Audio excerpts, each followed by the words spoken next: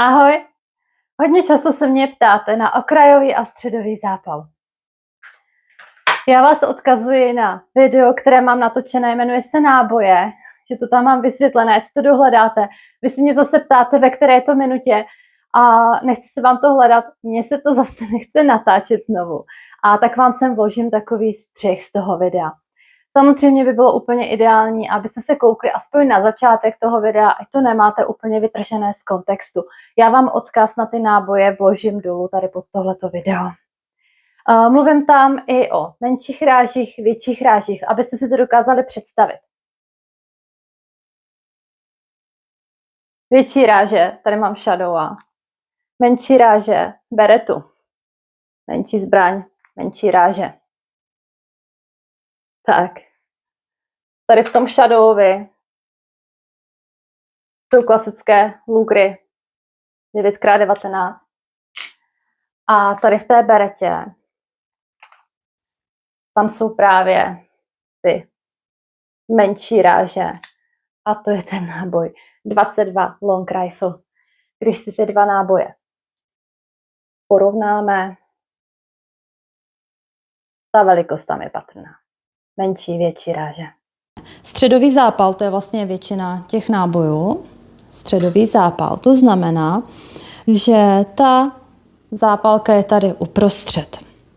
Pak máme ještě okrajové zápaly, to si ukážeme za chvíli. A funguje to tak, že do té zápalky něco bouchne. Je to ta tyčka toho úderníku neboli zápalníku. Když je tam revolver, tak do toho bouchne nějaký kladivo. Dneska ale obvykle už revolvery mají taky ten zápalník.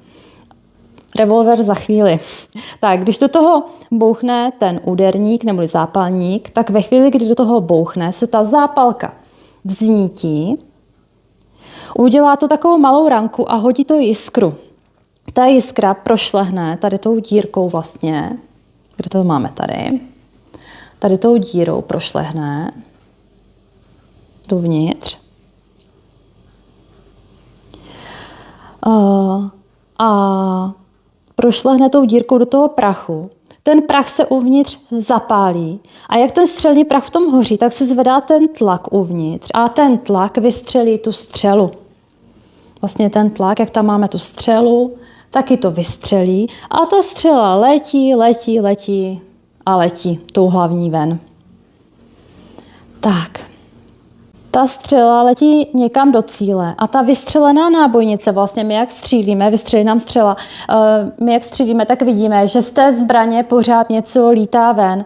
Nelítají náboje, ale lítají právě prázdné, ty to ukážu tady, lítají prázdné ty nábojnice, ty vylítávají ven a tady my vlastně můžeme vidět ten otisk toho úderníku na té zápalce, že to tam udeřilo. Tohleto nám potom vylítne ven a ta střela letí hlavní do toho cíle. Tak do všech běžných zbraní se používá ten středový zápal. Ten střed, ta zápalka je tady. Má to uprostřed. Když bychom si vzali ten okrajový zápal, to jsou typicky jako nějaké malé ráže.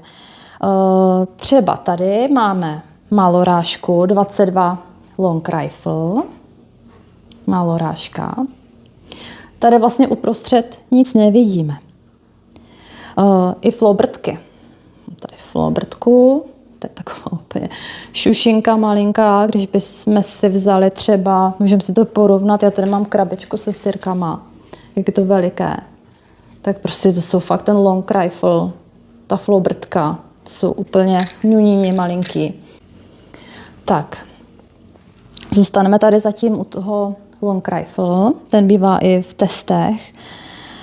Tak tam žádnou zápalku uprostřed nemají. A tam je to udělané tak, že to má okrajový zápal. Vlastně tady takhle potom okraji typicky. A když oni ten náboj vyrábějí, tak tu nábojnici ze spodu, tady ze spodu, zevnitř vlastně, zevnitř, natřou tou zápalnou směsí, stejnou jako je to v té zápalce, jak jsme to měli vlastně tady před chvílí u klasického náboje, tak se to tam prostě natře tou zápalnou směsí a celé se to slisuje, vyrobí se to prostě celé takhle dohromady. A uvnitř tady toho okraje, uvnitř tam, okolo toho lemu vlastně,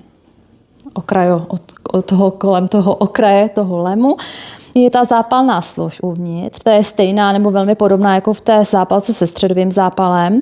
A vlastně ty zbraně bouchnou takhle do těch krajů toho náboje a funguje to vlastně úplně stejně.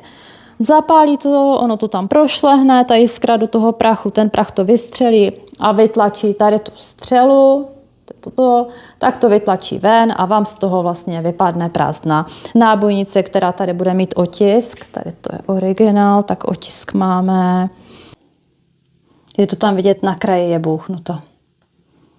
Takže středový to má uprostřed a okrajový zápal to má takhle na kraji, ten úder. Ty okrajové zápaly jsou ty malé ráže.